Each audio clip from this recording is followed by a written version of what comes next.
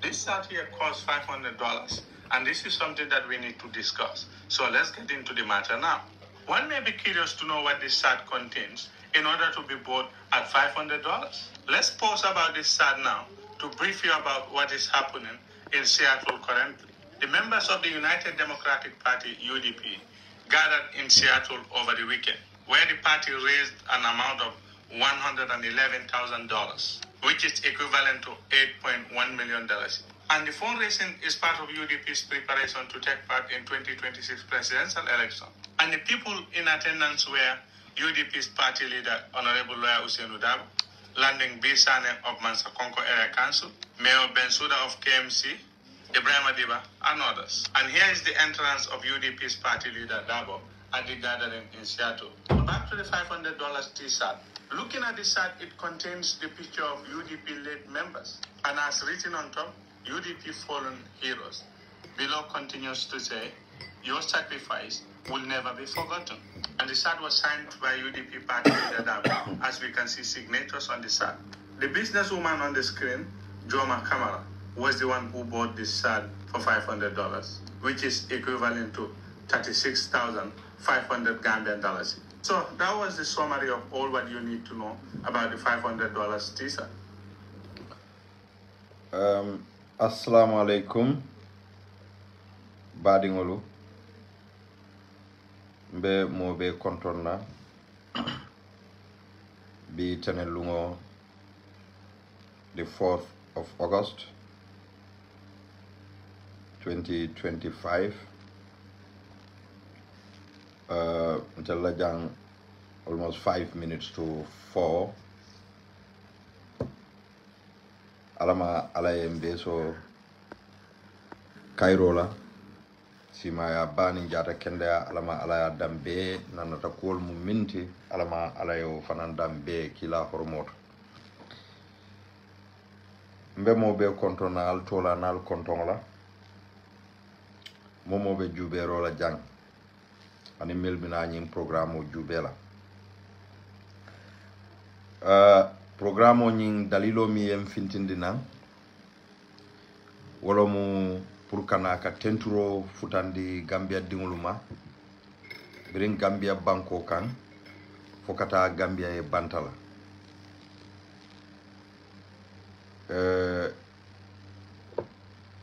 bi mbese worim baaki bari miro fanan jamfata dalilo mi yatina miro jamfata ni kacha kumasta albe wollon nale inshallah rabbi. Yes brother Alaji, ala baraka bake. Yo bi mbenga jele on the 3rd of August, United Democratic Party a convention bake in the city of Seattle, Washington in USA. Gambia Dingulu, they flew from everywhere in the world.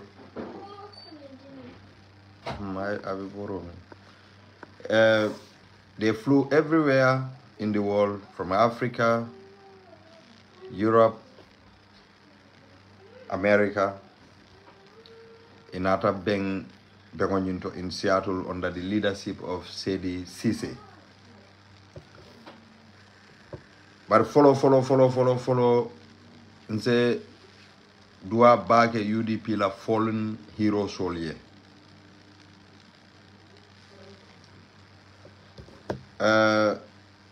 UDP la fallen hero solu. Nse due nge remember na salolu kono, na kachalu kono, na badiyal kono. Nse remember bake. Nse dua na patiola alfalu fanalu minuli alonko ibe baluring, ibe mfe, ibe tetela, ibe nyato, ibe yamarla.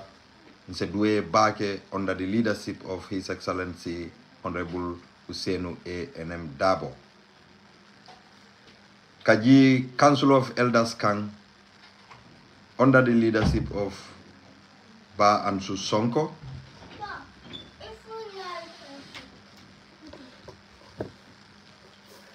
Under the leadership of Ba Ansou Sonko, nse due bake. Nse duana mbama nyolye, minketa ajiyam seka, ajiyam ndauge yabo, ajisukaina ka, mba Adam Bawolu, His Excellency Honorable Ousainou Darboe la musufulolu fanal fangolu. Nse dua bake Yakumba Jete wolye, ngadua Binta Touré wolye, ngadua Binta Senghor wolye, ngadua UDP la momo sibo janke wolu, mbari muso awatambedu wolu. Nse due bake na UDP musolo mamilu tofu fango mbal telema. Why UDP is party of the people? Dalila Jumala atina. Sisla, ela force comment ngal na avec la minti nak. Ela force comment. Ngalo na avec la minti. Yalo ni Manchester je ka terrify le. Imagine. Ngalo ni Manchester je ka terrify le. Bauze no be Manchester le Sisla. Wala na tombon sedi mbadi mba sambala na kota dek ibadu ro party leader is Manchester. So mamilu tofo UDP kono mbal telephone konton kan alse katu nak kolle ben. United Democratic Party a formta mbenyin karo min kono 1996 sambi UDP by la bad day sort la koteke inshallah alama imbe tara baluri biri UDP formta. There was no sponsor. All milia form. Gelo mu ikumasta ka kodo la nyoka. Yaje Gambia njelu mbilifta minna. Wala atina nim wuluta na alfalu ikankuli yen samba sunnolto yen bulolu safe yen samba karambungolu to wala daralu to pour kankarandi fanam pour nga kulongoke. So pour mil malong nse londala yalo ni ni mi bolon konoke nimi ye bolon kono ke kaje e kamolu samba nu jujuoto do bolon kono kol ba fala wanato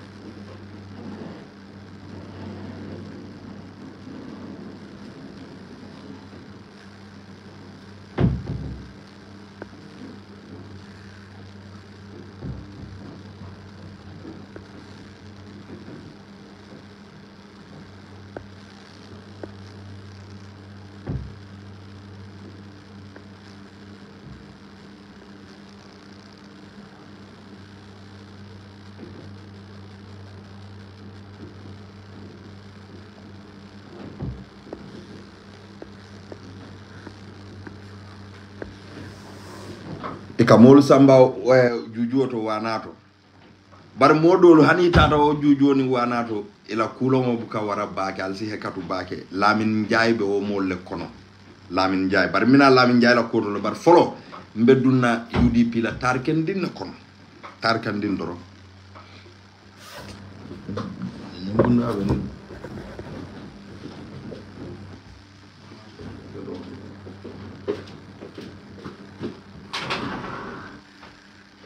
camera for storm la kelma ale ka dun tel la jang kabrin kunun suto e camera storm wala be keri malum fo sis la England fana be wala nyama ba fonyo sembo war njambak so barim beddu na UDP la tarkan dinne kono dron bawo birin alpha le UDP form e man sponsor soto in fact biribe UDP form la doliye la mol kumandi la koy kana mabe because famfala lo muiti ya itandiko nal mabe ta nyinto nyin sojarol milbe mararola isal be soron wala yal be fa doliye la molu widrondi UDP be form la 1996 His Excellency Honorable Ousainou Darboe was not in present. By then, he was the Vice President, Gambia Olympic Association on Yinkono. He was in Atlanta.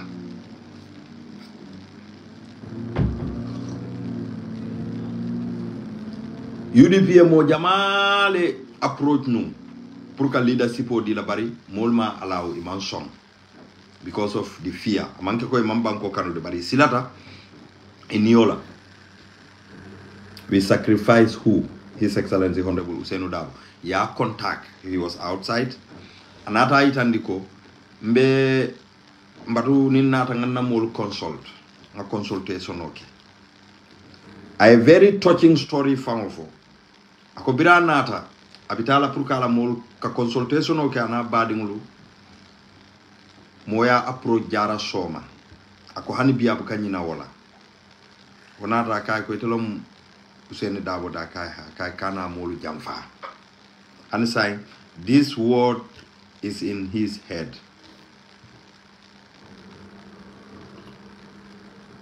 kay kana molu jamfa ako je famoto amang futala mol la ka consultation o ke bar je famoto ate fango damala consent ala mind made because of that man la approach mbafala baw sena abaraka baki so biriya UDP form iko sign tapan so dum bar jumal ya form because ye PPP ban ne ye NCP ban ye GPP ban PPP was His Excellency Sir Dawda Kairaba Jawara. NCP was His Excellency Sirif Mustafa Diba. GPP was His Excellency Andrews Kamara, Hassan Musa Kamara. B. Nyilul Mantra Baluri. Nyilul Mantra Baluri. Alnga duwe nemo nin kafarola. So be a party of form. Ko de table. Nothing absolutely. E ko bar party o bukatano fengo koma for the start. E kumasta ke la kodo landi basoka. Nimi e Dallas tango sota landi basoka. Nimi e kemo sota landi basoka. Nimi e wulikilin sota landi basoka. Thank you.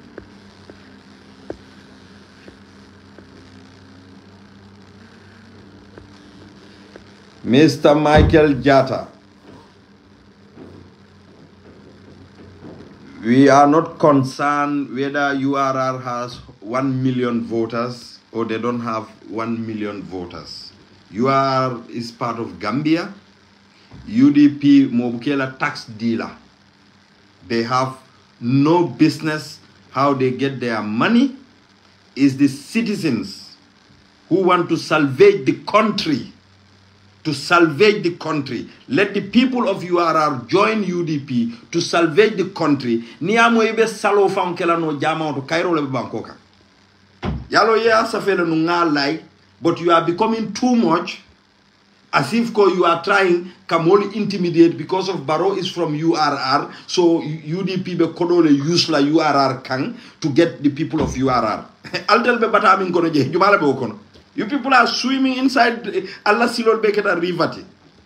So, Niamo Ebe Salla, Cairo Lebe Bangkoka. Obviously, Niamo Ebe Salla, Cairo Lebe Bangkoka. Yala Aliamira ko Dino Muminta, Alman Dino Long. Alman Dino Long Frank. Ali Alfam Keko, Momo e Wuli. Ntelenga Moli Jane, Ikata Combo, Ika Jama la Planol Muta. Jaman Planol, Akatare Bulo Kono. Ikoy kata jamal lol lela ikoy kata misiru lol lela ikoy kata karambul lol la yarta fake lom. URR should join the people of Gambia to rescue Gambia. It doesn't matter. Hani yarta sadamu sadality. Jamao is a blessing. It's a house of blessing. Bari alay kuma dantane fode yalo niman dino loy malo ala ko ni domoro lota konko bela salwato sita koy domoro ke follow. You know that? Akoni salwato sita domoro lota konko bela domoro. So purisalo wanyama nita malo. And ito fango ka spell nyami intel Gambia intel buka Jatta spell thing. In Gambia we don't spell Jatta like this. Until we can Jatta spell in Gambia like this. Malum for mu Senegalese Gambian ultiba, I don't understand. Because yes, I tell me found for Jaiko Malum Sutukunding Sutukunding Malo over damim for Cantoralom, for Wulilom, for Muntolom. But the people of Basse, we remember you, we cherish you, we celebrate you people.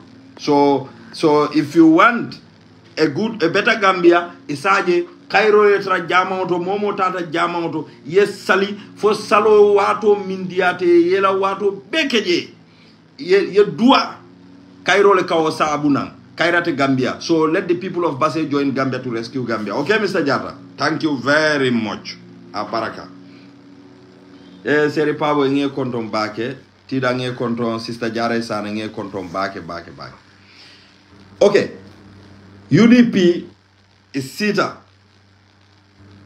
Ba Amadou Sane ala kodo bonda ya landi. Ba Alaji Modou Sane ala kodo bonda ya landi. Ba Lamin Dambondi ba ala kodo bonda ya landi. Aji am Seka ala kodo bonda ya landi. Aji am Ndaw Yabo ala kodo bonda ya landi. Baso Kang.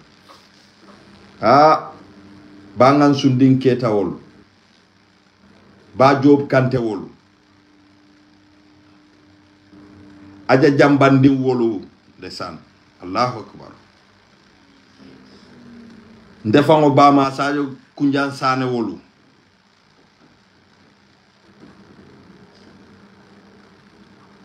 Abu Karamba wolu. Yela na fulo bondi. Domandingo mimbe bulu. Yalandi. Yanin albaraka ke. Iko mbe nyim min bondi la mbake la nyim patiyo la koto. Alama nyim patiyo barakala.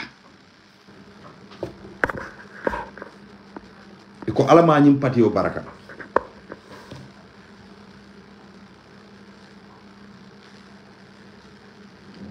Alaji e ba Jallo Sane wolu. Thank you very much Nkoroma. Lamental. May their souls rest in perfect peace. Minule alonko de baluringa. Baraka bake Aja Fati.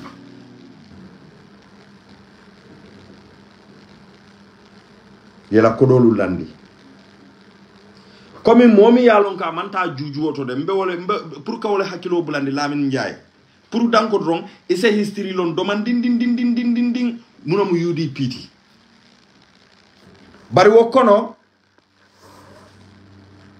businessman wol sotota minuli ya lonko ima hani ka finti ibe maborin ila fita silan kanaka dende UDP la kela manna fulo dundi UDP kunto UDP koy hani nalbe nafulu dundi la UDP kunta be Sénégal pour Lamin Ndiaye bawete manta kaseoto yaje alsi hakatude because Lamin Ndiaye ila kobe tambikan we know ko say you are in America go and work on your asylum tena asylum procedures ke because hani atre 5 years visa lo soto America you are entitled to stay for 6 months and go out yes you can come back but you need to go out ni overstay to America forget it let me tell you that yes Ntelibe ni visa le nata tubabudu birin nata expire we seek asylum.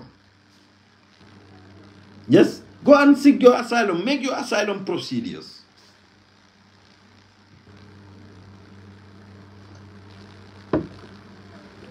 So birin kebal ko ngani kodo na fulo min lande. Alama nyim patio barakala. Alama wo mari digol mil botantel bala yen keta nyim patioto. Allahu akbar. Bi Umar Fati le Aja Fati le Jare Sane le Tida Minte le Nte Musa Sedi le Sisla Jadama le Sana Jaju le Yankuba Dabo le Talib Bensouda le Roy Malik Lo le Landin Sane le Nyili bela alfal benu UDP le Abubakar Sidiki Jamme le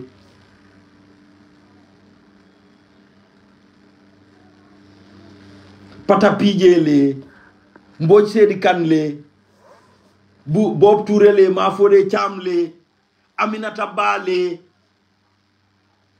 ñil bela alfal benu UDP le ñilla alfal biri pareta bungo kono ye duake pareta e fintita molkan ye kruo ki alfal ye sate kono banko beka e ko de ha nga patiyole lo bari Jawara la duño beje konse patiyo ñillo na ñaton ko ala natan dema mbenta ka loya dabole tambindi bara man banko kan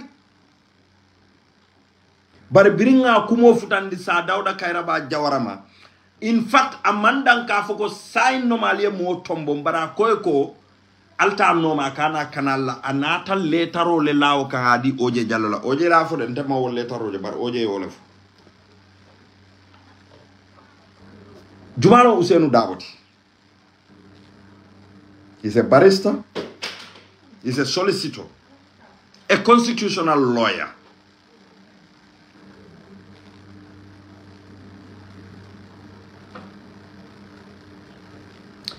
A former solicitor general during Jawara's time, and he resigned. He resigned. RESIGNED. He resigned. Why? Because he said there was a lot of corruption in that government. Jawara, you are a good man, but there is a lot of corruption in the government. Lawyer Dabo ako ate dokuo kenola wonyama. Chamam believe corruption ola.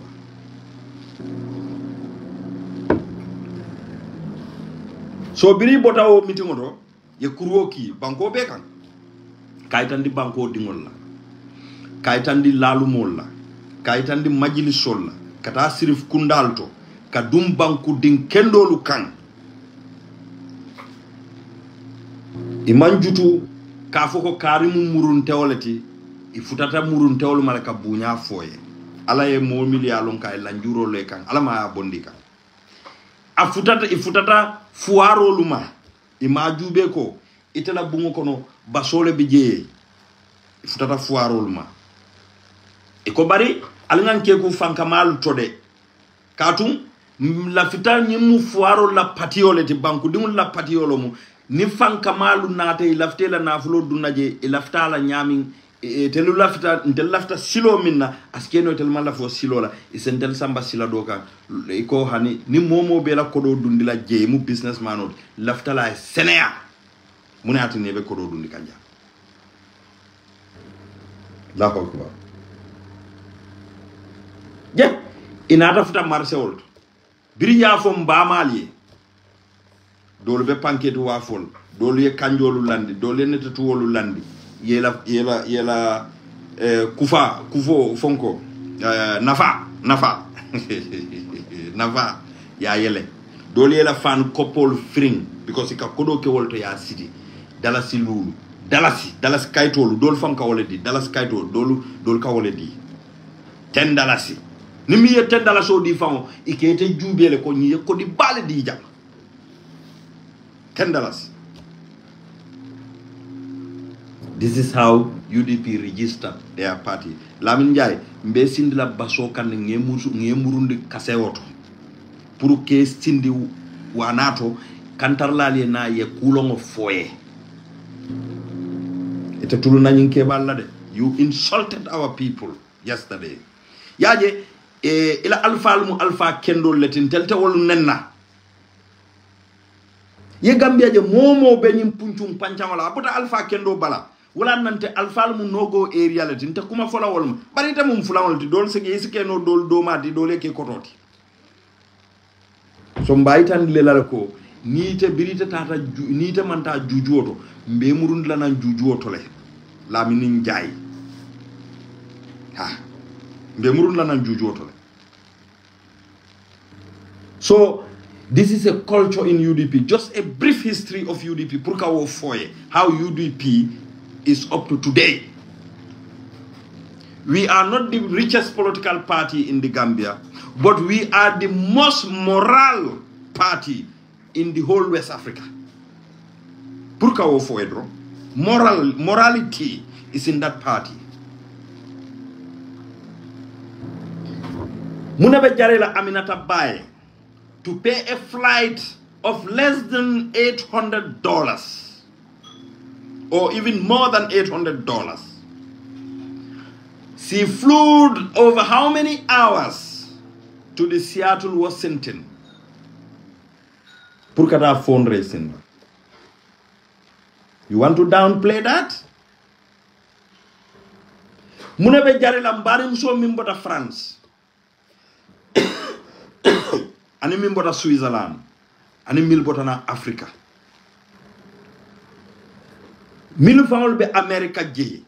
They are working to put food on the table. Doliela awasol le cancel wolum. They said, let's go and salvage our country. Let's put what our fathers and mothers tell us to do. Birinte bama ka dalasi lulo landi. Do bama ka dalasi tango landi. Do bama ka dalaso landi. Ye muy yamaro mindintel la wolo nyintiko. Ah, political party onata nga tonyale jeje nga sobeyale jeje nga ni tenkungole jeje nga bankola kanoni bankola nyato tale jeje altel mil mun dingoti laftali ya bula nyi lunoma. Ngoy bismillah. Ntalla kango sosola. Bara aliya kumo follow min alko tonya kan. Ngoy bismillah ntalla kumo sosola. Ndel fanal nyaay na mewo politiko kono. Ngani alpha kallanke wala je nyaato.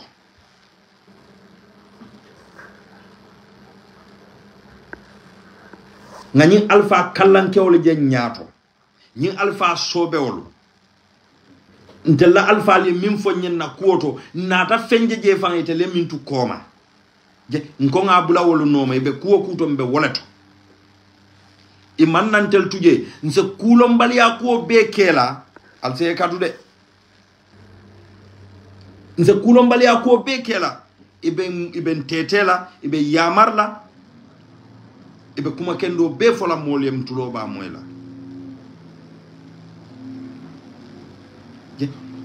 UDP dingule wuli iko nga min taram falu nga min taram balla mbe wolle jo seyla yela kodolu la nyoka ye minke in America minke the father of the night is my biological uncle Ansu Sonko na biological uncle la manke unextended today mbasi mane alkanyi mbasi mane minje UDP mbasi mane mbambasi ndel ka fayla mbambasi ndo malum abuluba hawa sonko mba hawa sonko mbalum abe maberi mbe ngonyindu abiye. So the father of the night had made me a proud nephew and a UDPian.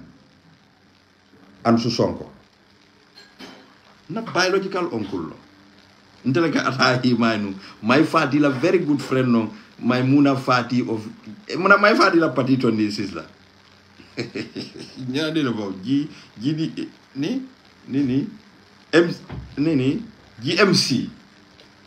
GMC. My father is a good friend of my uncle. Otumonteleka atahi me. Yes, Byro. So Sontela Alpha Letata J. They make me proud.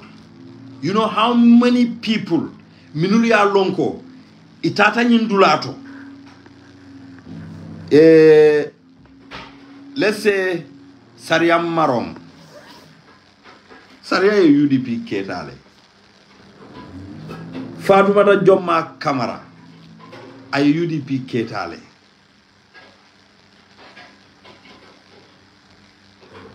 But ikafengo Ketale ni aje ko tonyati je se bono atole kodi bari nga tonyale je amanke dina tide. But UDP is a moral political party.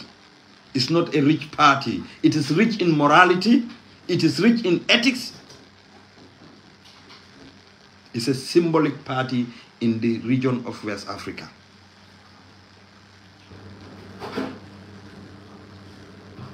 Nganyim kumo moy mo jamale kafo. But I supported Mbemo Killing single out Lajan to support that passing.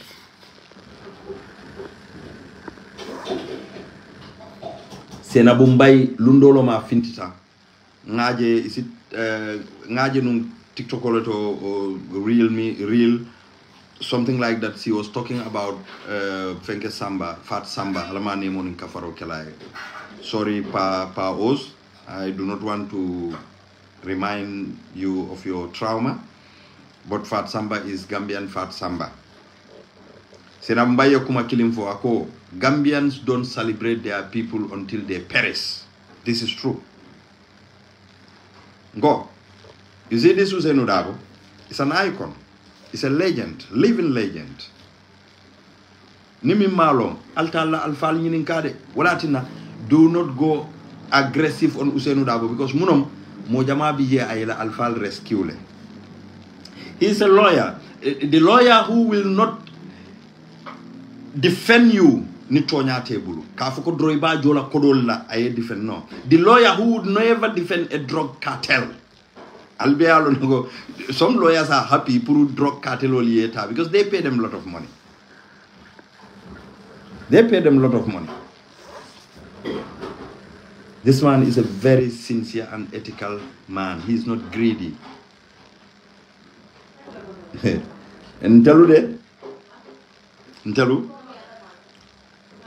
we will never leave him to walk alone. Yes. We will never let him walk alone.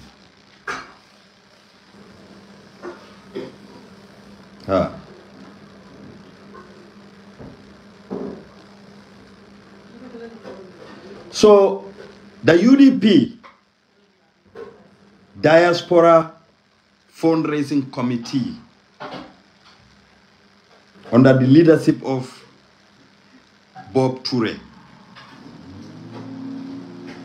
mba tentula bake mba jaila. Anala molu be with the deputy Aminata Bakani. Anila molu be brother MB Kurubali. We have seen Yekulu Minulke. We have seen how professional they did the thing. Jali Seattle nsaten tubake ngajai. A UDP T-shirt was sold for $500. This is a souvenir. Mbafola aja jomaiko. Nyin T-shirt o taya sakila bungo kono. Ni sake no frame kono frame. Ake frame kono ya sakila bungo kono. It's a souvenir. Aja Joma doesn't buy this T-shirt pour kafuko abadu nale. Aminata Ba bought it for $200. She doesn't buy that T-shirt kafuka abadu $200. If she goes to Chinatown in New York, Aminata Ba would have carried 3 suitcases full of suitcases with T-shirts.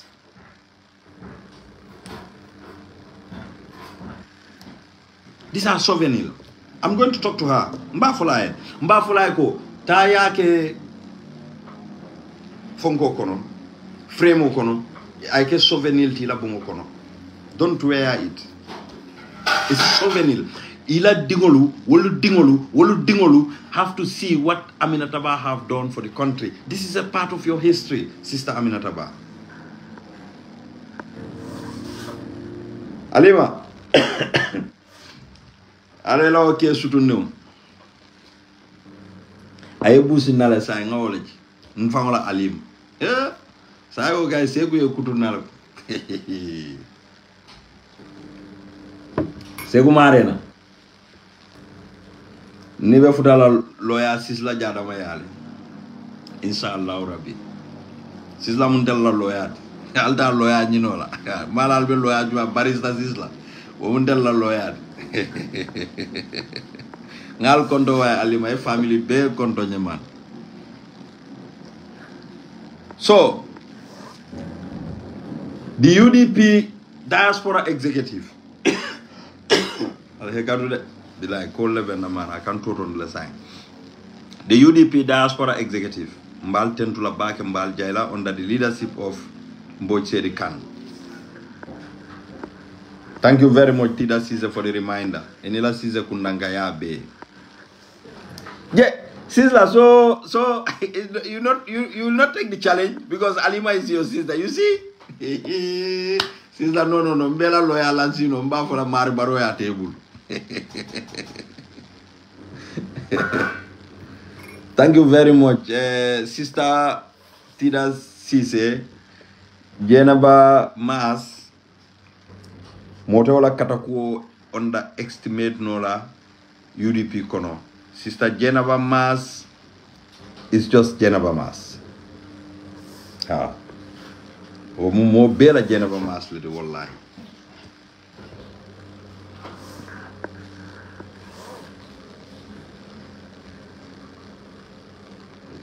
The UDP executive in the whole fanal tentu bake.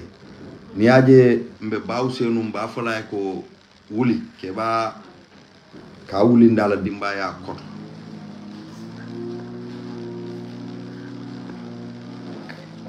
Sisla recent again ka wuli ndala dimba ya koto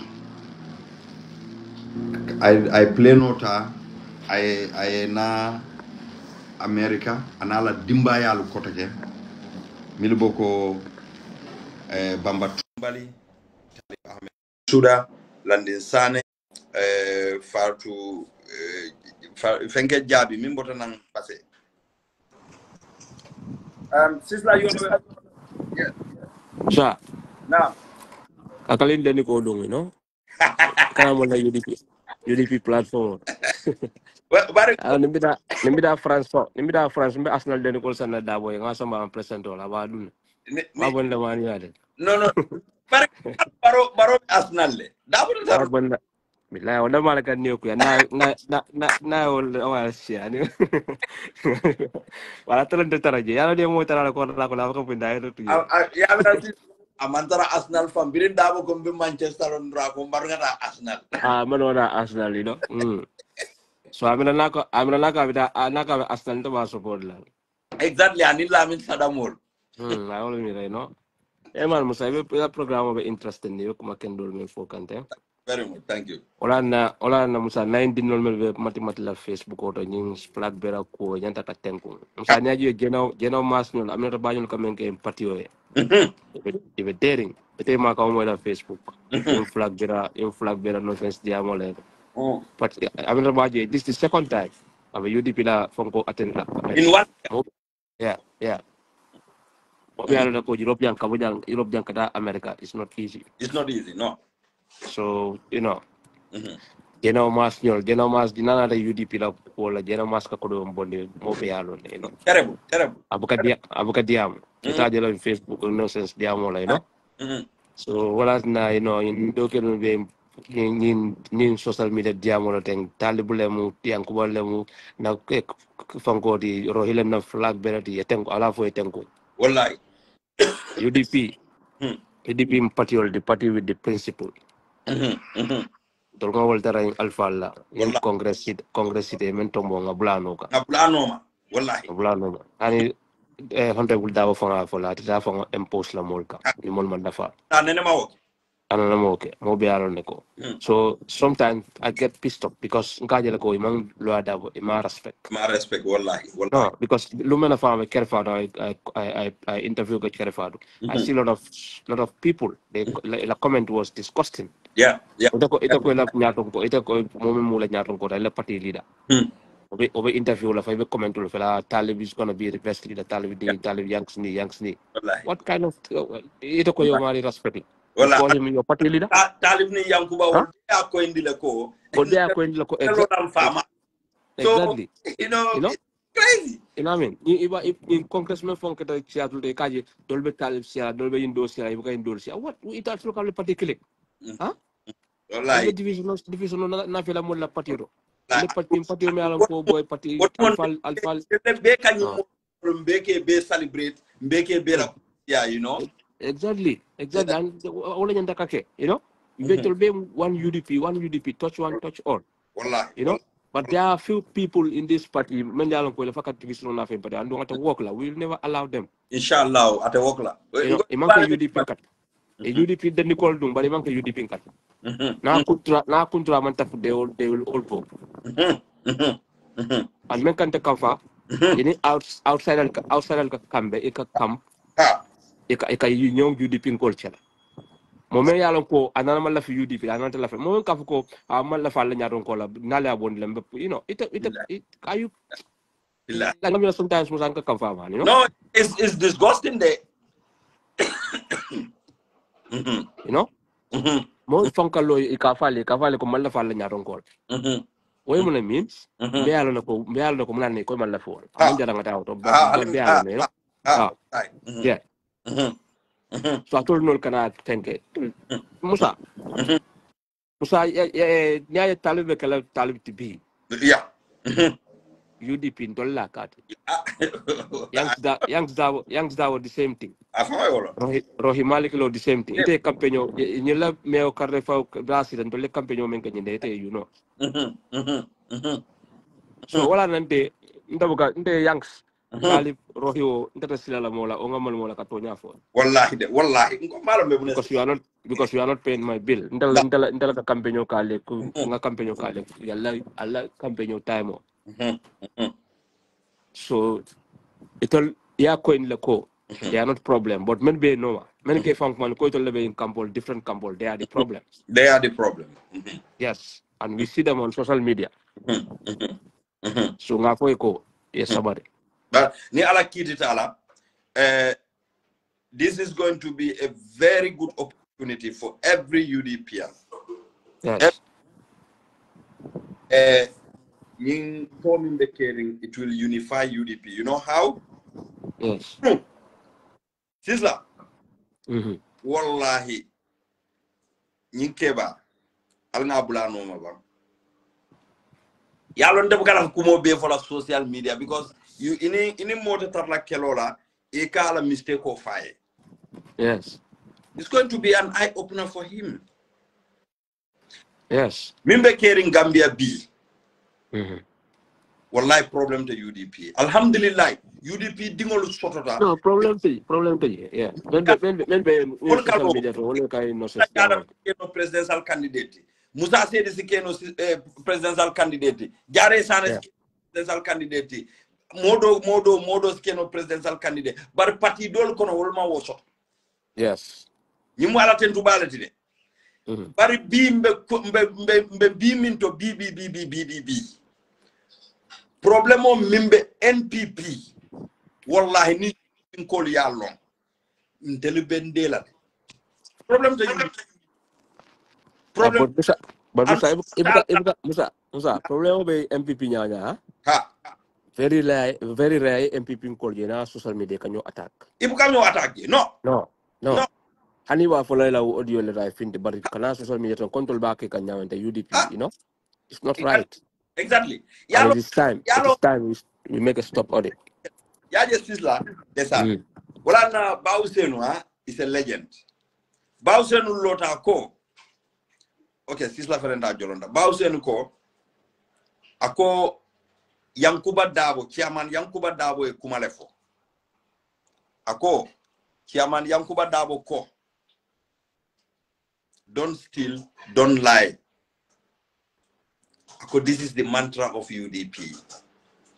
This is the motto, the new motto of UDP. And this has been in UDP's manifesto. Because Yankuba is a bona fide UDPian. UDP yellow like a bora balajato kono. Yankuba Dabo. He said this. But UDP call kawata, ikapare kenyo UDP ko castigate la kununga modo leje tole olo moti ba mtemalo Umar Bun. Itenente baby party killing. Thinking that that's supposed to be directed to Barrow and his cartels. Ngamire tanyanda kontan na wala. Ikana iko support lenyini. Iba fola bayo sonko iko. Hai moli nenyi nadjane. Wa intenga nyimfo. Afelendu usenda abokote. You see the prematureness of some of the people. Wala tinante nteni UDP nkodu nselo ba nkonka nyole sababa. For what purpose? A UDP? No, I wouldn't do that. I wouldn't go so low to do that. But Sisla be kuma arimbara kono. Sisla say so no while jolonda. Okay. You call sorry, you know. Back again. Oh, it's okay. You back again. Yeah, so all problem we have to namolo you know. Amantara right double fintra na diamuta. Ofo nyanta UDP kono fa momo ko ite party on kan ye double respect. You know, ko stop sa tol it's okay for kwani campol men which mbialon ko campol man soro UDP and there will be no camp in UDP ni men ke vangone ne wala nyabe bulje camp de tara UDP wallahi and it all enough for 2026 yalo if a dream man let the dream continue it all ajam seka diam dala ko Dabo is our candidate. Exactly. And Dabo is our candidate. So it is time dundi ko kono birin sai Dabo le tolak presidential candidate 2026. Nimme mala fo. Ite de façon patiolo e la femel lon da tambi. That's it. A real UDP kaw. Yara ka choose Congress oleto. Yes. Now what ita they will choose the flag biar. Ni modo yaje ko ye musa arati UDP sonta musala unanimously. Itama itala be UDP bulala bar musa o de UDP bulala. Exactly. A real UDP ko te UDP bulala. No way. No way. Many UDP al den ko do ye family many UDP la fatarol. Ya ko ka UDP ko da ka UDP al den ko do is different. Wallahi. It's different musa. Wallahi. Anu abe ko 2026. Inshallah Rabbi. We are watching. So for Lerek, it will let them continue what they are doing. Niman lafika stop iman daw respect. Because kaje le katara safrol melda. Hani daw be interview la kerfado for. I see a lot of disrespect comment. from our own UDPians. Yeah. You know, Talib is the leader. Talib is the leader. Who told you that Talib is gonna be our flag Very bearer? Who told you that Youngs Dabo is gonna be our flag bearer? Who told you that Roy is gonna be our flag bearer? Wallahi. Very You know, Wallahi. ni Youngs project ko fenge. Even we came from one Talib la company. Because on Kasia. When we Youngs from la Fonkoto. You know what I mean? You know, it's disgusting, man. Ridiculous. Huh? Yankuba Dabola Dogo is a good name for UDP. Momo begela UDP la fongo be Yankuba Dabo reference la. Bi Yankuba Dabo. Mbenga je janne. Nyinko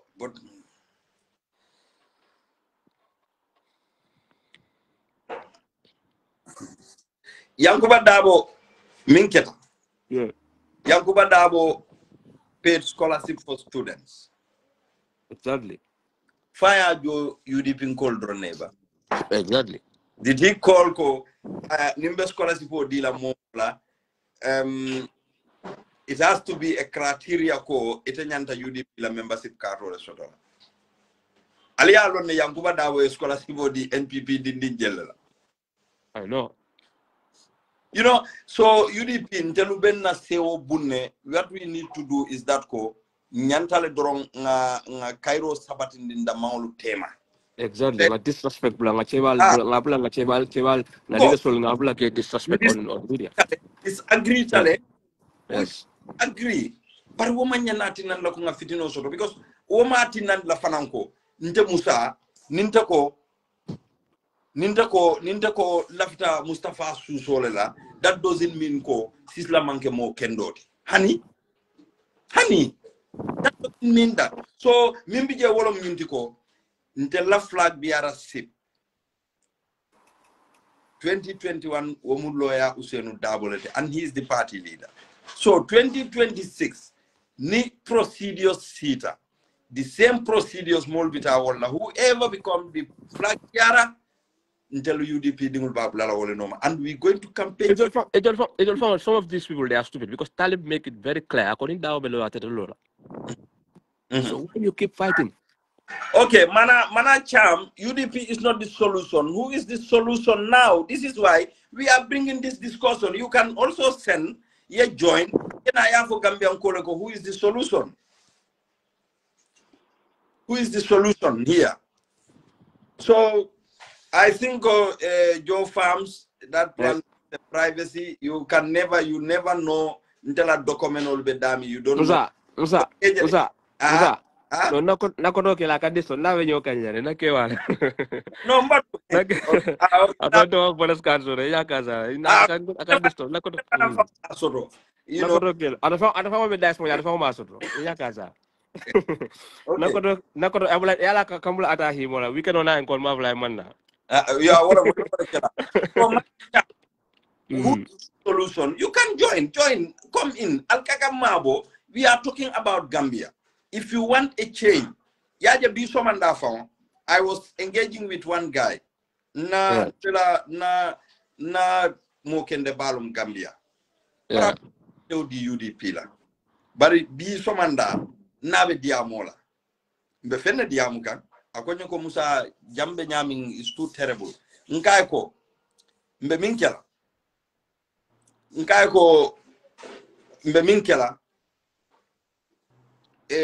nginang alkal loya dabo bal carte wala al malo because inate min fal tele nkai ka akonyo ko bar this time ndel be kato dila UDP la because munom akonye nyimbanko be nyami banko man tataku kam molu mbe molle fasa kan itele be famo enrich kan ndel be fa kam foire yala because aka metro minke akonye ko ninga cash power san ikanyin nangam le bondige ngai ko ikamano sanjel muna ni tara loptani ka jararo sotor ba ko hani ngai fo baro exactly Musa after every fan kan tek kampa Musa ikafanale dawo pegante ni man kadra fa UDP Gambia sofa UDP da man sofa. Thank you doya na ko man $20,000 about yeah 2021 bila ni 2021 mbotala jwala be kumbola fa UDP da mala kumbola. Thank you.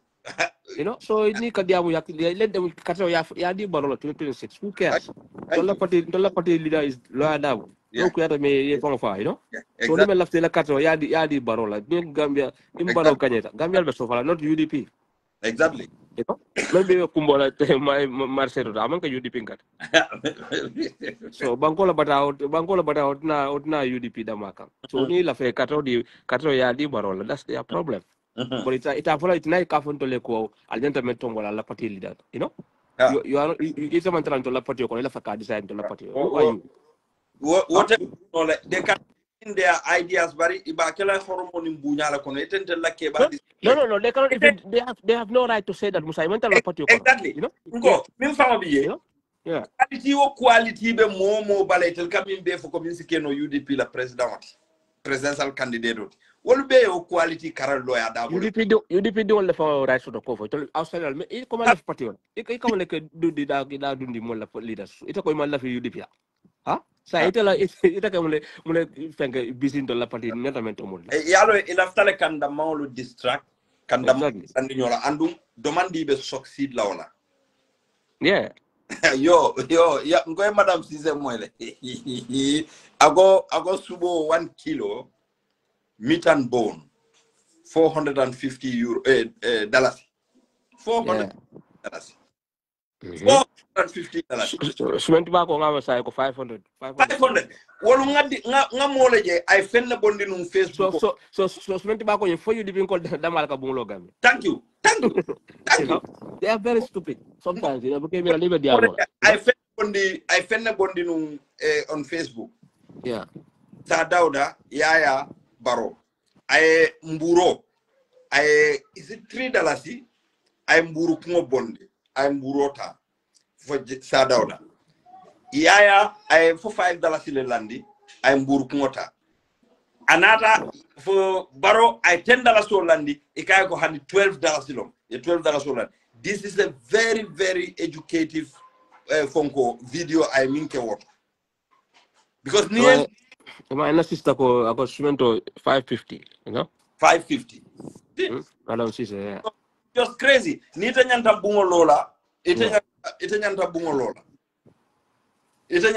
lola bungo mi ya lonko nyanta 6,000 blocks la use la a bag of cement is only $550 $1,000 ita be ba cement boto killing na shotala auto $1,000 exactly so ita nyanta andu ni lafta cement kendola block kendo because bunjam blocko different inches long ita lafta block kendola kala flelas one bag of cement at least yafo ko maybe manafi more than 25 blocks la ni lafta but people will go for maybe 40 blocks with one bag of cement ni hani e bloko chikaraka be tay ita ko be bungolo la wol exactly oni camera so UDP damala bungolo kan Gambia ko thank you mo jamala bullo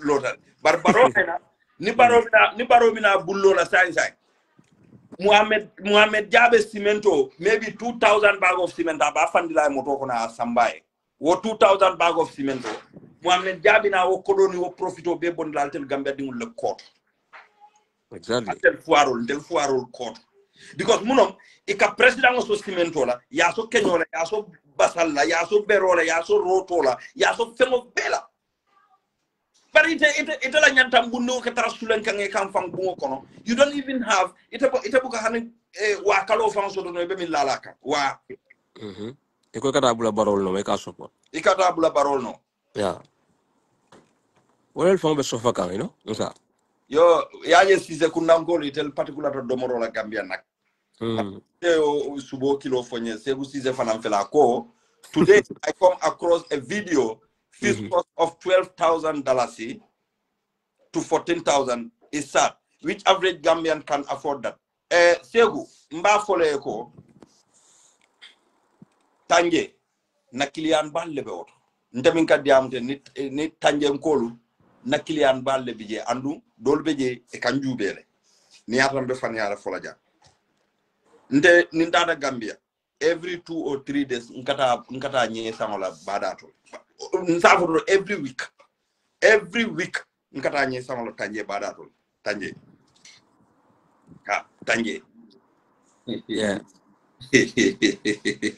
ninga foye sisla ete believe la nena nga nyewo san tanje nata birim ko na muso ko ngani nangam le sak I don't want to say the ngam min san nyewo mol sita mira fallo mbalialo bar birin kay ko ngani ne san nyewo la he was kind of angry ngai hanide ngai dingole en sandal because ntenga nyewo sanne fom pareta ndada moto do bar birimbe findila birimbe bola moto kono ngako do bondile ngake na moto la kapeto koto bar yar fan dingo engel sislan tata nga nyewo san muso na tambay ndi fo moto ko nyambaringe itambitan tela itata nyewo san dula do nkai ko tonyalo mun kai tambita moja mala manyewo san dula bero nkai ko hako bondinye bar nga nyew sanne oreda ko nyoko ntede ni mamma ko ya felenti so kuta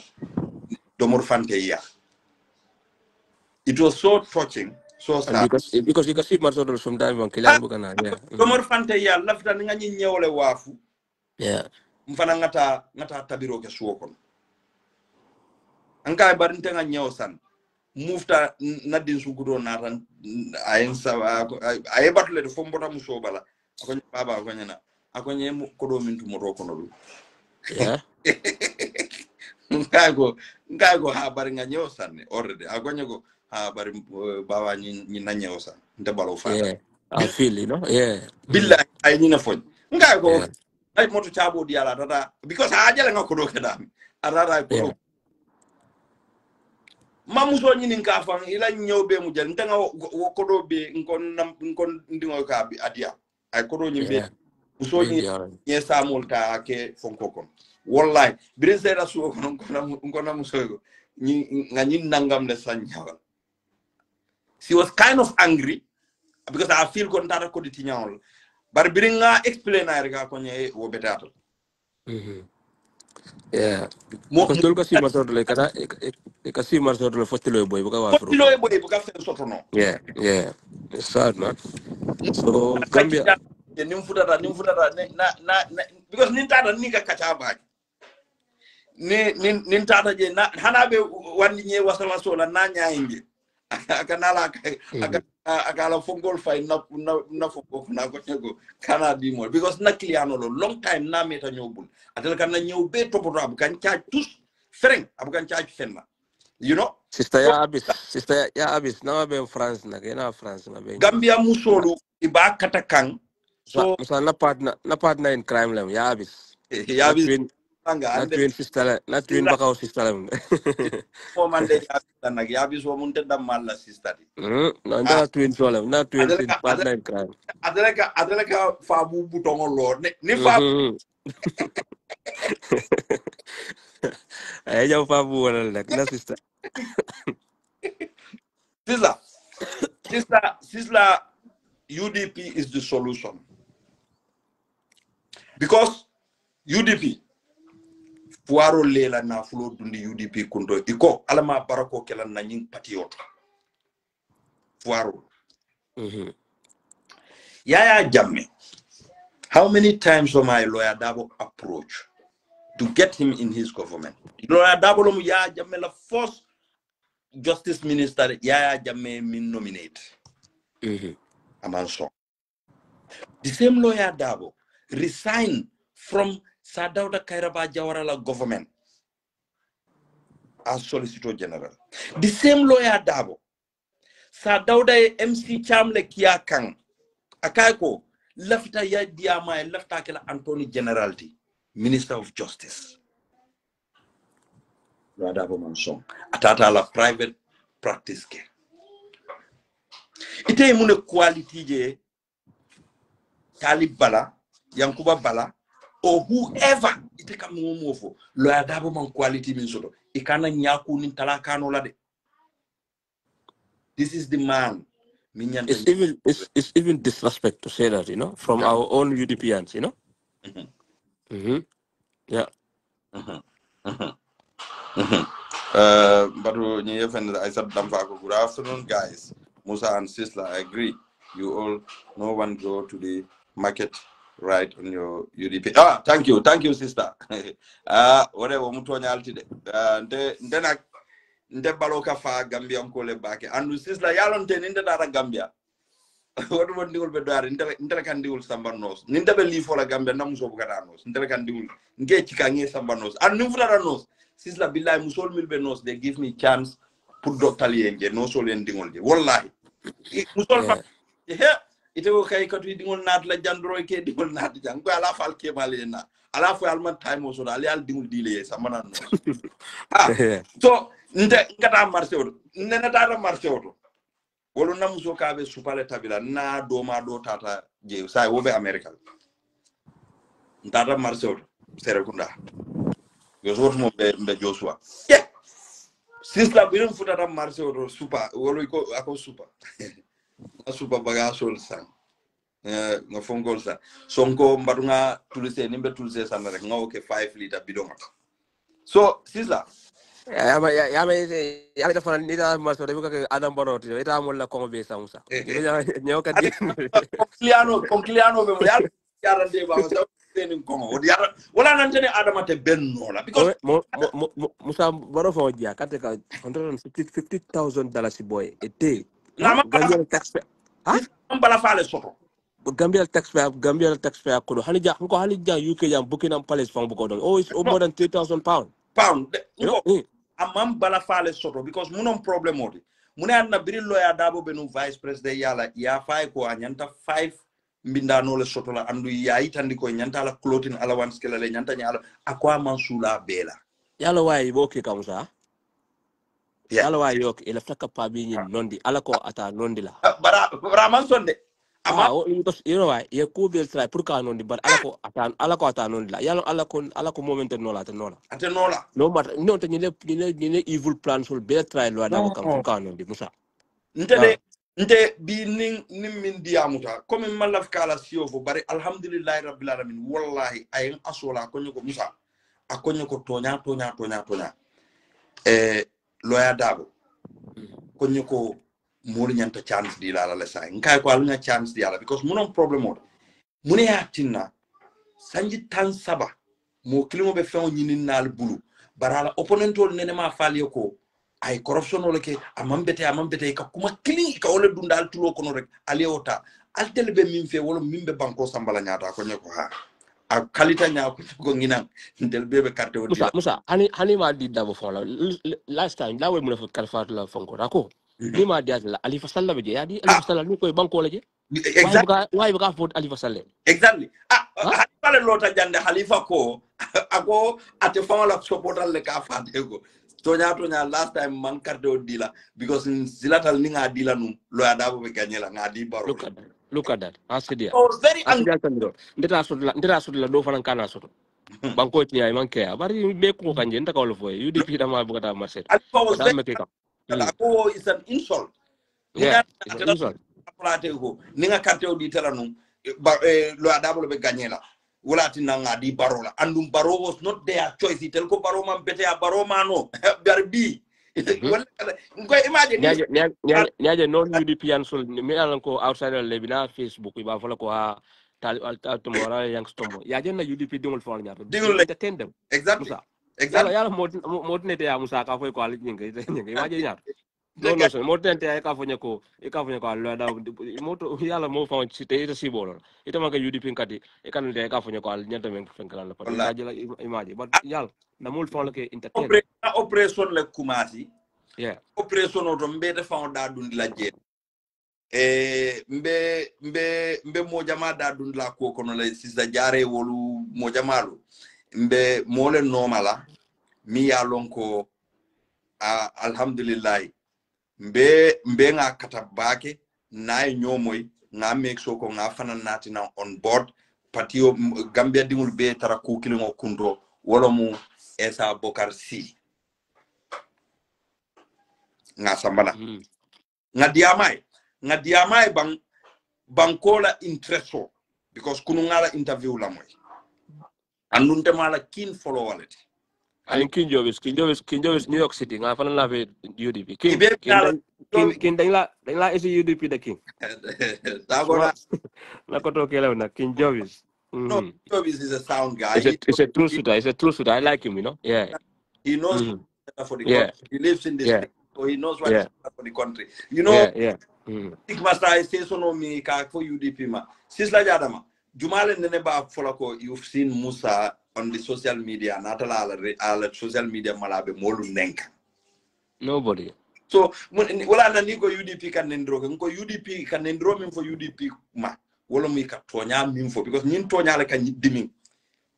Exactly. Ikamolu so do Gambia mbele be kala kilingoti. We fought because Banco already have a criminal law. And Neka tonya for ya remember no before long time ago. Ela sister Fatu Kamara. ha I can't tell him keep insulted in UDP. Because nka tonya for ika vole ko nyinka mole nek. ibuka mo Anu tonya keso tonya fonga tonya for nyoe mari. Tonya for ntere avoka tere atinya. nde watu mo ndani Bob Toure. Yeah, and then when you come to lawyer Dabo, I don't compromise. Yeah. Watu mo I lawyer will never compromise. at Kamara. Watu mo so janin tabe nsimu jindla na la ron kar nga kije ko boycott continues. Yes. So lawyer dole bi jakal sama ko nyoko Musa ni wulta somanda ka fo bi malo Musa mune safel. Ngai ko ako nyoko al sabari sa ngai ko and there no boycott time ila friend nafiko sabala en text la akonyo ko lion akonyo ko alen boycott be la ke hit kan la akonyo la hit kan le akonyo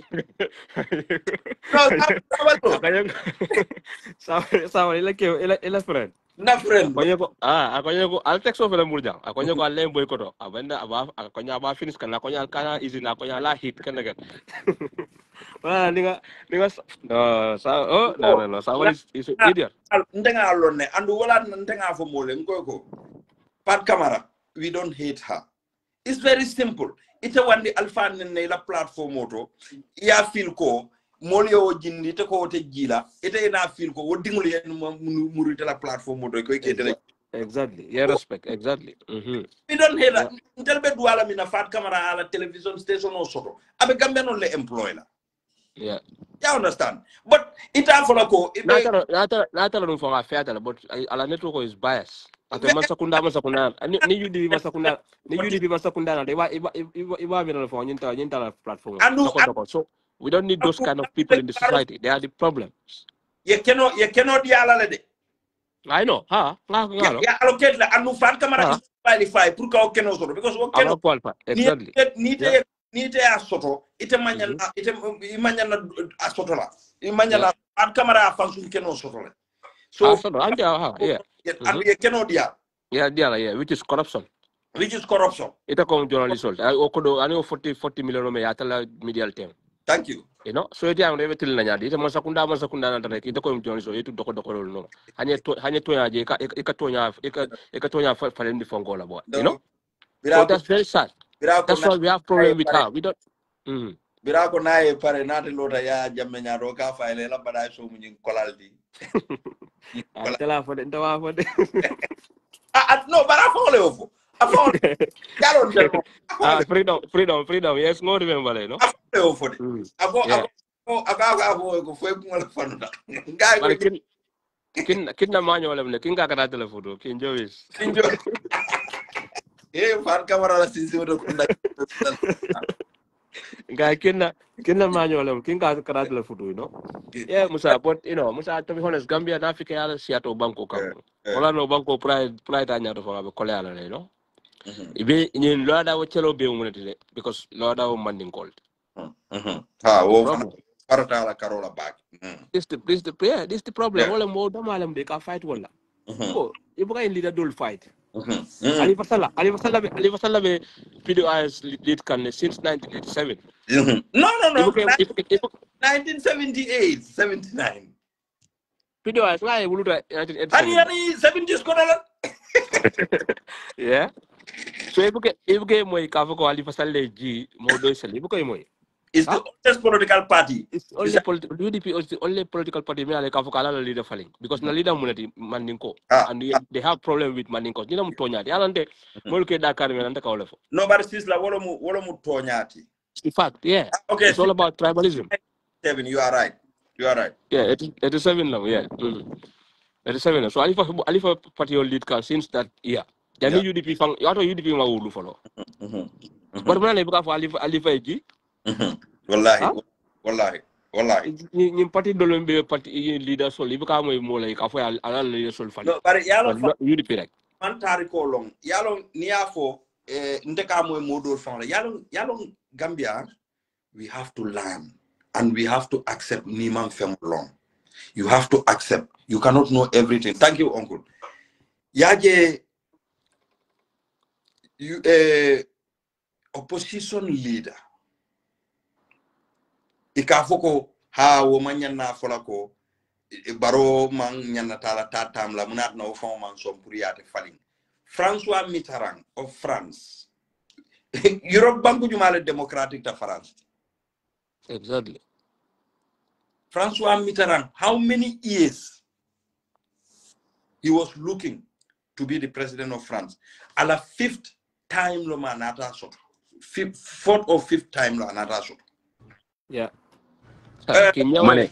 Small brother. Mane. New York Bumla City. incriminate. New York. Fatu wayam la de. King luta dem lo swing Congress. They were the best lovers. Yo. Anki. Mr. Seri bumla sonal fatu wayam la fatu reklam nok. Adu neko sonal de. No, Pare yow sisla njuma nga yow luta ñew la na.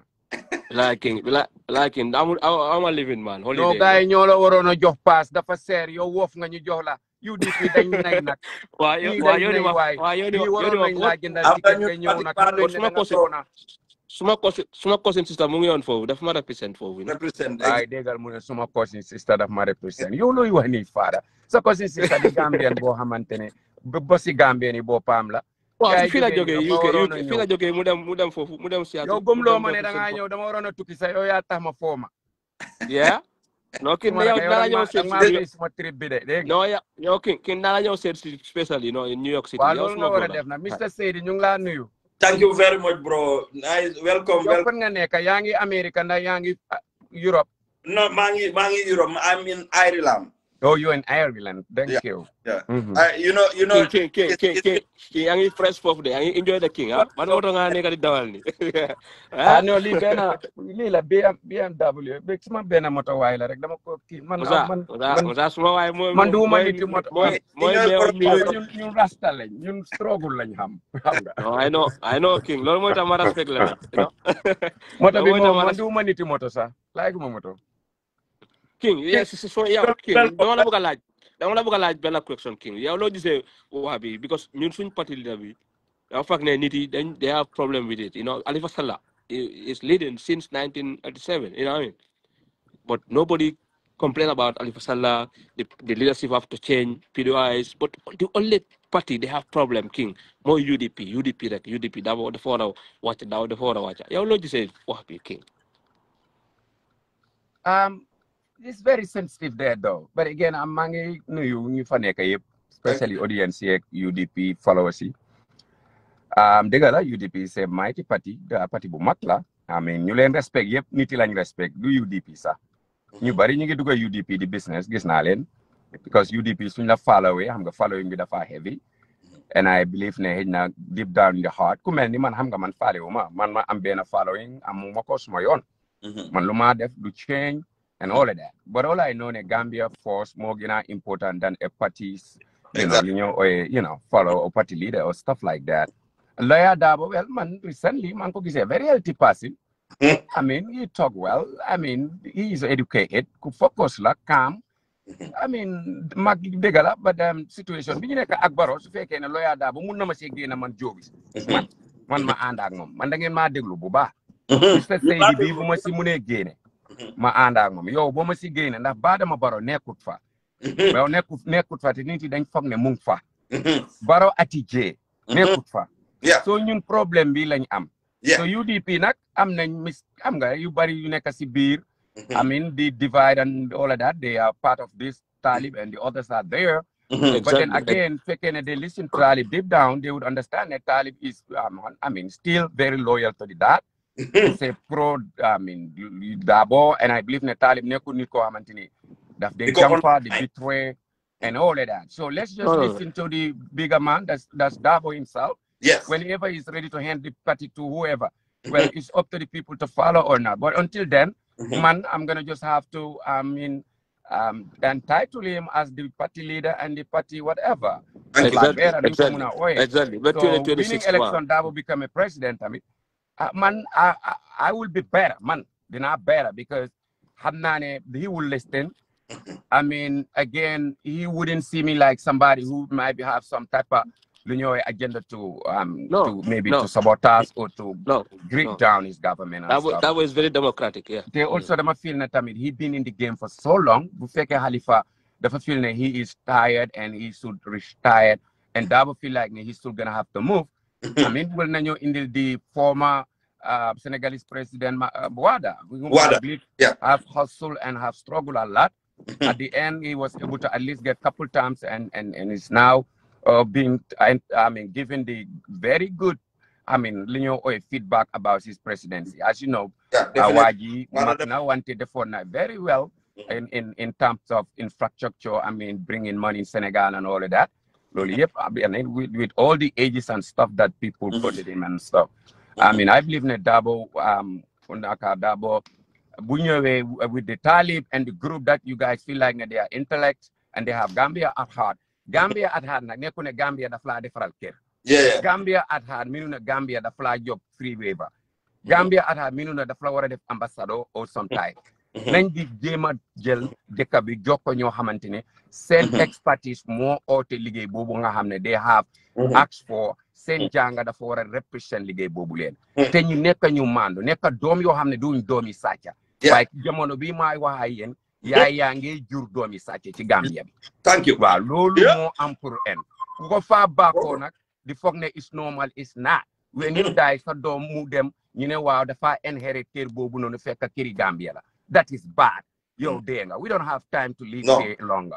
You understand? Let's leave a great mark, great foot mark, Bohamantini, Elek, Nitimunko Jol, the Wasinyo. The likes of Mandela, likes of all of those, Mabunga Wako, to be them Siko, Betenya Amdis Ibrahim Traore, the Niger guy. These are great people that you were a copy. Then you buy Chahan, buy you bari, in the person the Kabi. The Kabi, I'm not Gache man Bumak, because the Kabi never did them. Te bari dëkk bi nu meloon bu ma fa jóge woon ba léegi moo fa am mbalit bi taw bi def delloo gannaaw sa joobis dëkk bi absolutely mi ngay dellu ginnaaw with Barrow is dellu ginnaaw because ñoom Barrow they are like bushfire Fatoumata Bah Barrow baaxul Fatoumata Bah baaxul mais yow mooy problème bi Fatoumata Bah nekk di sàcc bari na te ñii dañ leen believe ne léegi sax ñu leen a jéema cover because they feel that they have some landmark in the country. Yeah. We are all Gambian. I don't go to Koina, judo si ala. For Muntu judo, Gambia soil be more important. Everything else is just something that we all built together, which is the capital. We are all from Banjul because you're Banjul and Jange. It's our capital. Yamajil. For Muna Jel ni take off and you cover because of family and stuff. Do Muna Neka or partisan and shit. Let every Gambian be ready. Punga Jema take the responsibility. Muy party leader, muy whoever work there. Because cover is nothing. Let's just be real here though. Man, I don't even cover Jema side some line, some more than that when it comes to Gambia and its less of virginity or what. Today, Gambia has been taken away by this dirty ECOWAS Gelenile. Hale yangi fofuno the young soldiers from outside. Duga si dekabidi di harassing jigeni felenile. The death you born nasty. Dogumala, you have brought a very sensitive issue here about these ECOWAS forces. Legi, nyana neka di fei ECOWAS soldiers. Where is this budget coming from? Partly Gambia moy fei ECOWAS soldiers billion dollar di len di sign back. Ya Barrow mo len jël di sign back. Mo len di fei. You understand? Faying len dollars, faying len CFA dollars lañ fay wow. US dollars. Senegalese authorities yu leen gis ni ñoo yépp de ñoom ñëpp ya by behind ECOWAS ñu ngi leen a fay dollars. Fatoumata Bah Barrow musla gis Gambien bu nekk ginnaaw. Fu muntu dem ponkali njooli 3 meters ñoo koy toppa. and they are all not Gambia. Lulu is very undone. Very. Who are we that we cannot take over our own seat though? Gambia should have been ready for themselves. After ECOWAS, we needed, but then after 6-7 months, we could have been strong enough to take over our own charge though, and then get rid of all of these soldiers out of the country. While lead of more than yen for buy, borrow the def lukane. Let me tell you guys one thing though.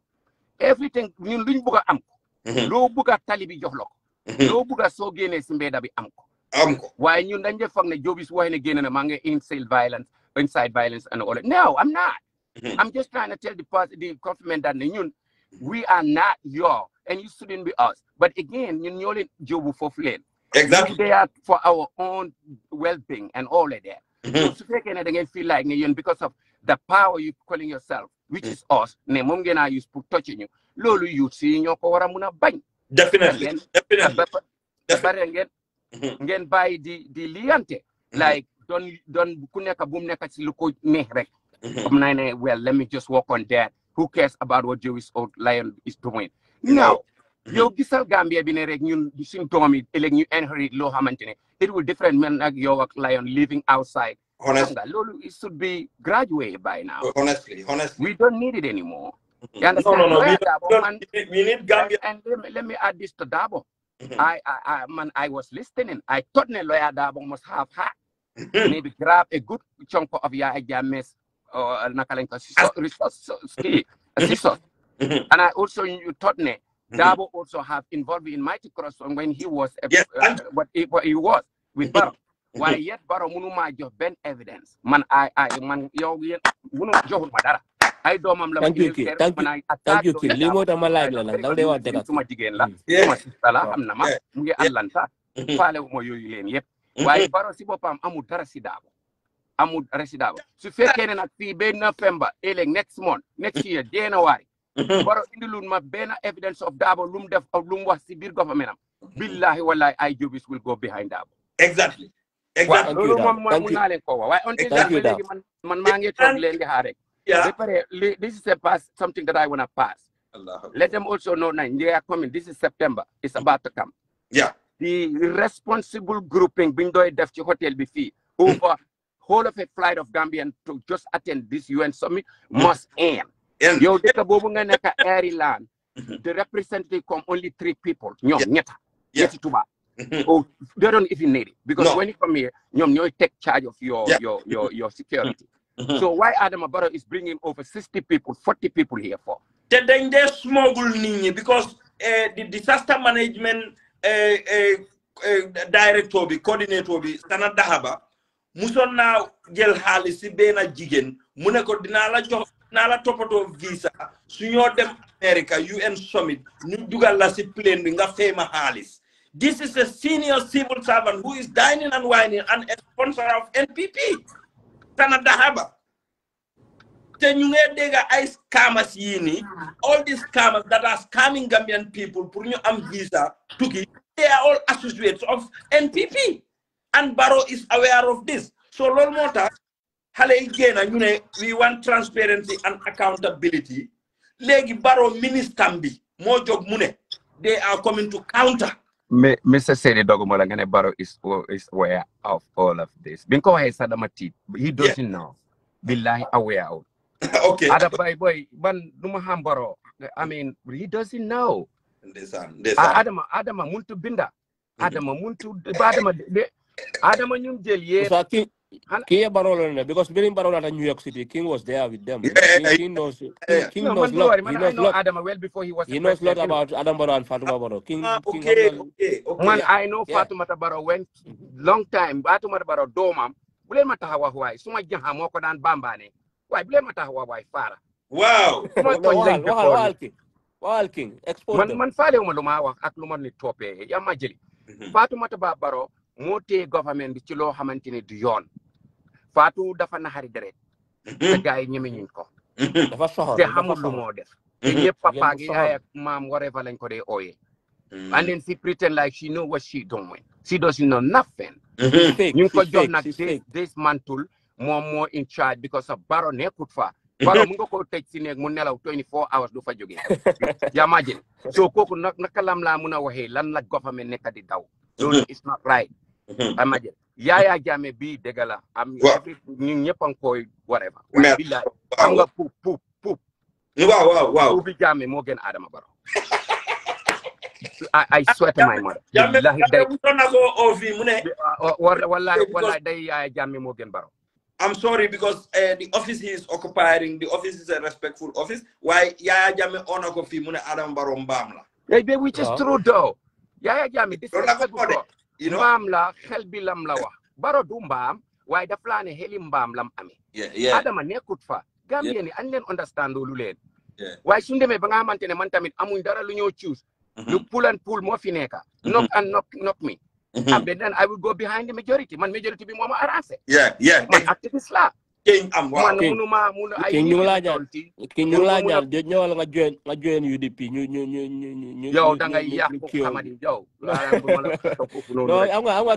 King. Yow you know you are a very conscious person. Da nga gis dëgg bi. Nice why nañ am independent minded people tamit because so mo wax ni he is neutral but all what he said, he's talking about quality of leaders here. Yeah. About Dabo. And then this kind of independent-minded people, we need them, even in UDP, because they have to criticize what we cannot say. They can say it respectfully. So Lumwafi, Dabo got very good credit because every single Gambian was waiting. What corruption is he going to be involved in? Can you? And he holds a responsible position. I am still questioning Barrow until January 15 next year. Exactly. If he didn't have any or tangible evidence about Dabo's involvement in any corruption practices, man, Jobis, I will defend Dabo. And I will King, trust me. There's nothing. King, when I was told the fuck corrupt, Kimokodonwa. Wow. And I believe that guy. Mota manak Rohi dundoye jubo. Man, I have respect for Rohi. I did not hate Rohi. And I will never hate Rohi. I met Rohi's husband here in New York, and I've been knowing Rohi's husband. When I saw him, I said, "Can ham nako." Yeah, my jelly.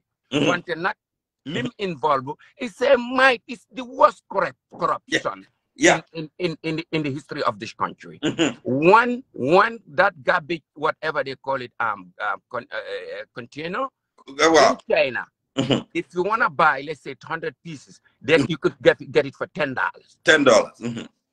In a wholesale form. If you want to buy one piece, probably 15. In China, nothing is expensive. Unless you want to make it expensive. The plane costs $150 something in Gambia, wherever they got it.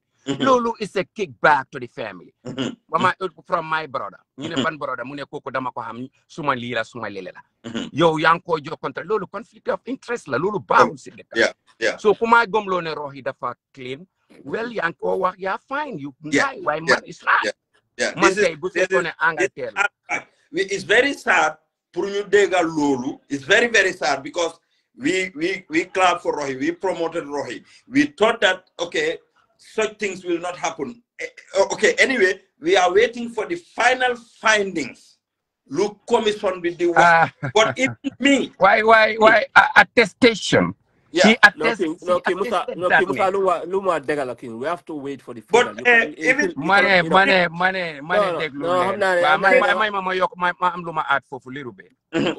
Commission Banco line. Yeah, I am not deaf, and I was rightly looking at them, pointing and questioning. I was there listening whole night. Yeah. Ndax xam nga kii mu ne ko xam naa ko suma lii la mu ne ndax yéen a ko jox contrat bi mu ne waaw mu ne lu tax ñu ne ñun ñoo ko jox naka ngeen jëndee lii nii lañ ko jëndeele man maa ko dégg kenn waxuma man ban finding procedures King, you are right. The procedures waaye yéen daal dégg su fekkee ne we want to be truthful to ourselves. Yes. Su fekkee ne the procedures su fekkee ne central government su ñoo def procurement def de am ju jaaj so su fekkee ne moom tamit def na loolu we have to come out and then condemn it. We don't have to support it. definitely lii mooy dëgga but waa léegi Mr Saidi man mun ngeen maa bàyyi man suma condemnation bi ma continue ko and it's okay yéen tamit mun ngeen a xaar ba commission bi ñëw with the findings and all that. Exactly. You understand? Yeah. Why, but money, thank you. And then Youngs Daba too, we will praise him here. Yeah. Because all right, this now Yeah. Sacha, you cannot be a thief and at the same time Ganeka a leader. There. Yeah. I Jobis, I have attacked the Youngs many times. Yeah. I even call him out at the tribalist person. Yeah. Anger and all of that. You know why? Because I want to know him. Why somebody may be this mom dega mom tamit mu buga leadership in Gambia man ma joko. Yeah. Man, I don't mind nobody. Yeah, no, Man, that's I don't care who you are. independent people like You understand? Mhm. Man, I'm there with a clean person. You have to be clean. Let's also the responsibility pour ñu jéema at least copy from our neighbors who are just very ñu ngi ñëw come up with a very great ideas right now.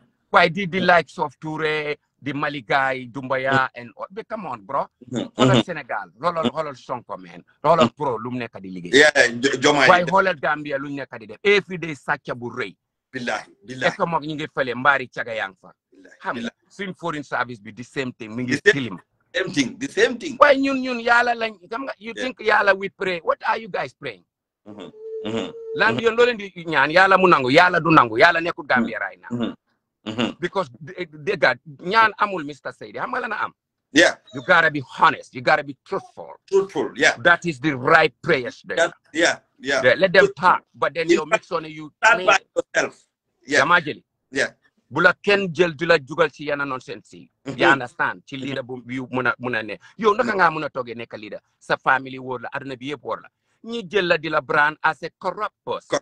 That's Barrow is not only corrupt, Barrow daf human sacrifice. Daf ko bañ. Man lolu is cool. Ñana ray policy. Yeah. Okay, that's the main Malmo def de laaj our own brother Bojang. He is under a very critical condition right now. Thank you, bro. Billahi. How long they've been torturing him? Billahi. Is that guy will just wake up from one morning and aiming to just go and kill some cops and stuff though? I don't think that makes sense to me though. Definitely. What profit, what benefit does that Bojang must have pour moy muna dem di jello di len di rey? Waate Gambien ba ngi tok Jobis gis nga fetel if target nu dey move it have to be a very professional person ku dey shoot target mu laal ko target bi di move. Thank you. He doesn't own any gun and there is no record ne ki musona jenda gun. Ibrahima Ji Sankare gena fen mune koku rebel goro la biram bobu nonu melni ku bir billahi man to na Sankare dafa bir de no this is a disgrace. The Barrow I think Barrow should sack all these people because these gallant police officers that they kill, they are innocent, they are working for the country. Who killed the cops and they are telling that Ousainou Bojang an innocent person say them begin mune ñun ñu nge talk bu li affaire bi génné ci social media Ousainou Bojang fekka Ousainou Bojang mu nge tok ñom ñoko won sax koku xamut lolu no I'm telling you Barrow cannot sack a minister because Barrow did not employ a minister.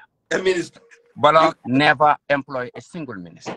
Yeah. Minister government within themselves, they sit down with the advisors and select among themselves the person that fits their cabal.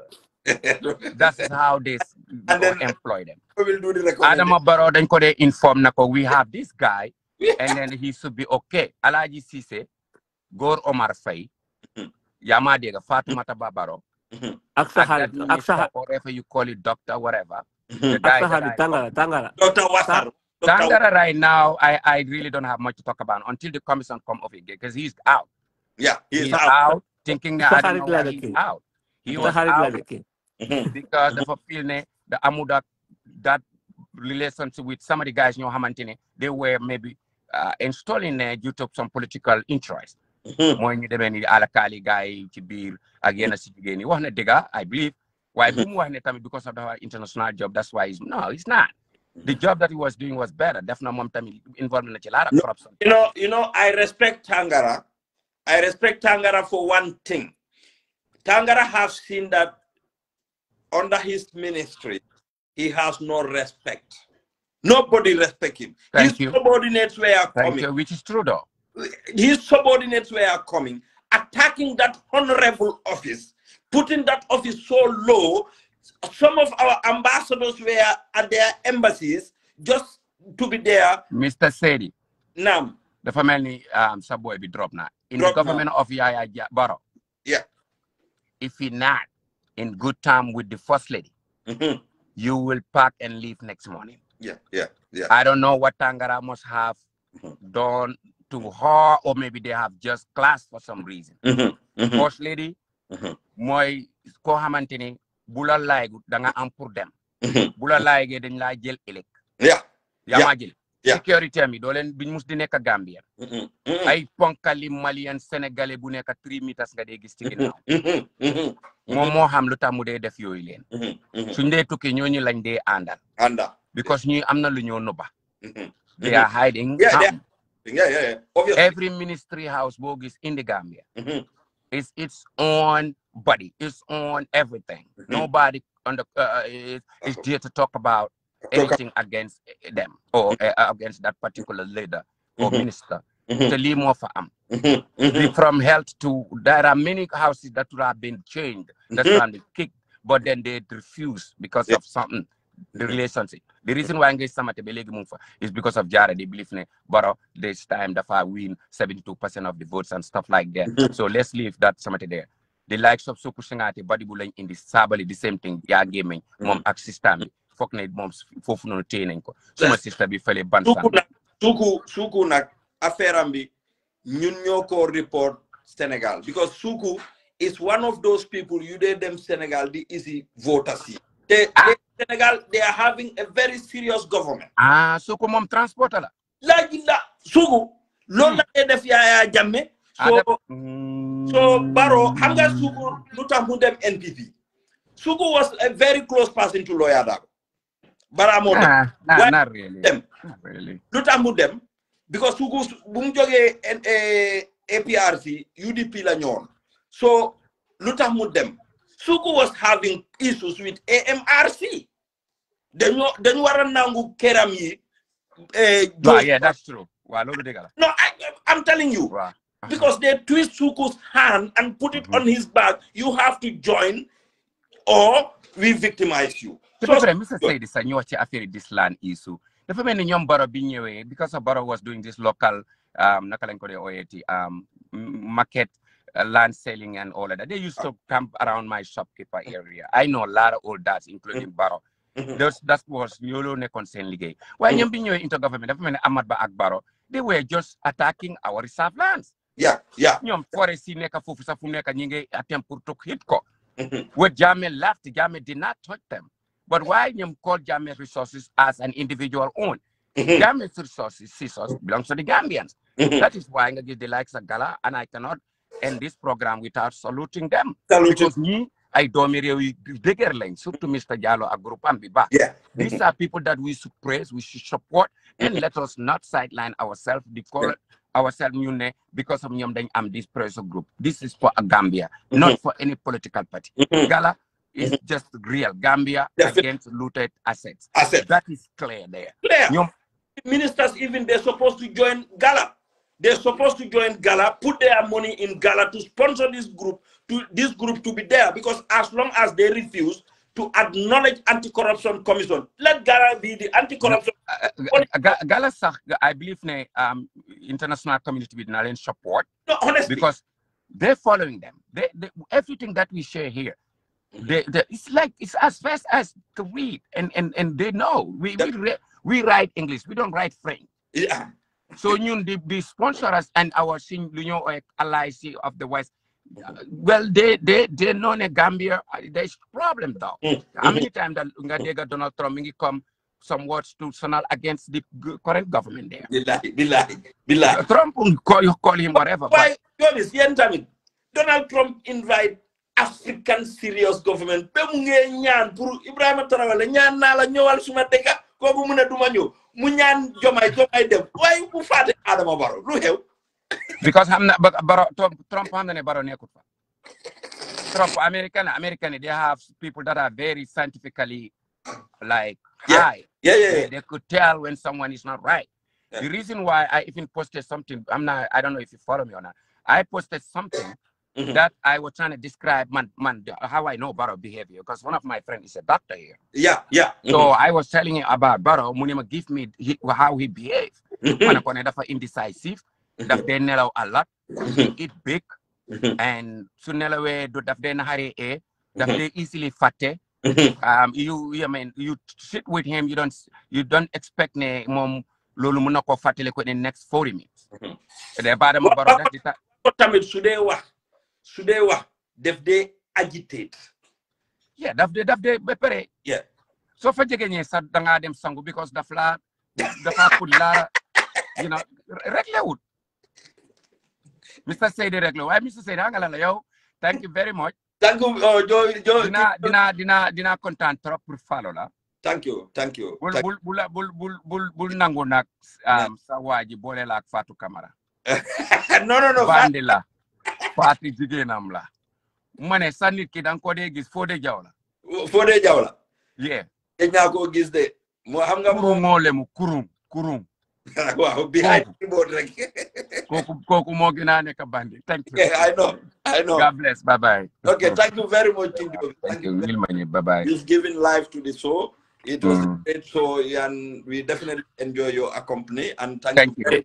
You are an experienced person, and we love such kind of people, independent-minded people, because UDP is not a perfect political party. We have our issues, we have mistakes, we have people there who did mistakes. Even though if we see that, okay, they have done something wrong, if we cannot speak it openly, we have to invite the open-minded people to speak, because this is all, and it's all about Gambia. We see that you are an independent person, perhaps PDOIS, you can send in and join. This is an open platform. We tolerate everything. It's only that we don't tolerate insults. You can say whatever you said. We know that it is going to be your own responsibility. So you are welcome. If you think that, okay, UDP is not the solution or somebody else is the solution, you are kindly welcome. We are brothers. At the end, what we see is the Gambia for everyone. So we are not here to argue or to fight. What King Joby said about Lord Mayor Rohey Malick Lowe, he spoke his mind, and we have said to him, okay, we are waiting until the commission findings finish. The way the procedures are done in procurement, we have seen something that is wrong. We cannot say that Rohey has a personal interest in it. That one, we cannot speak about that. But if something is wrong, wrong is wrong. We are trying to talk to Gambians to tell them UDP is a party of everybody. UDP is a party of transparency and accountability. UDP is a no-go area for corruption. So when somebody among us is saying that, okay, somebody is kind of corrupt in your political party, yes, it is hard to hear, but we have to leave the independent-minded people as well to speak their mind, as long as they don't insult. Yes. So Nicola Bass, you can join in. You can definitely send in requests. We will allow you to join and then say what you want to say and why you think that UDP and NPP is the same. This is a very unfair statement, Nicola Bass. This is a very unfair statement. UDP is not NPP. UDP government was never in that country. UDP has 3 state ministers. Only 3 state ministers. And among these ministers, nobody was found guilty of being corrupt. None of them. So we have to be, we have to be straightforward people. And I believe you are a God-fearing person. So that's it. Yeah, Nkana. Okay. Sister,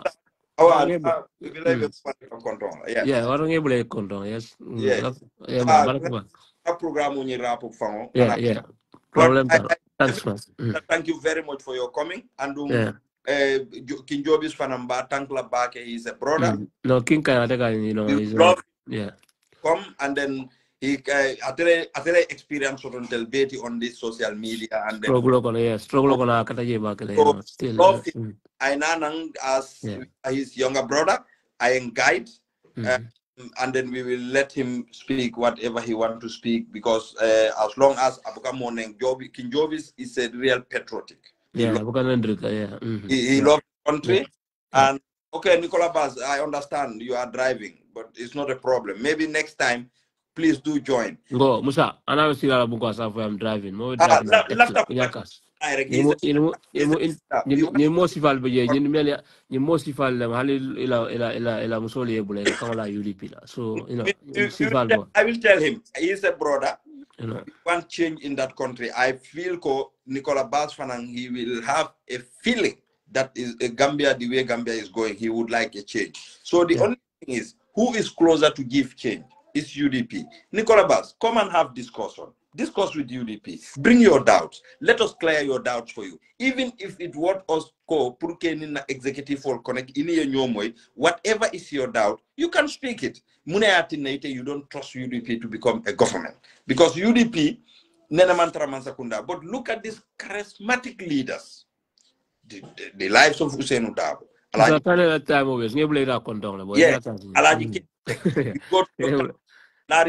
These people there. UDP you can count.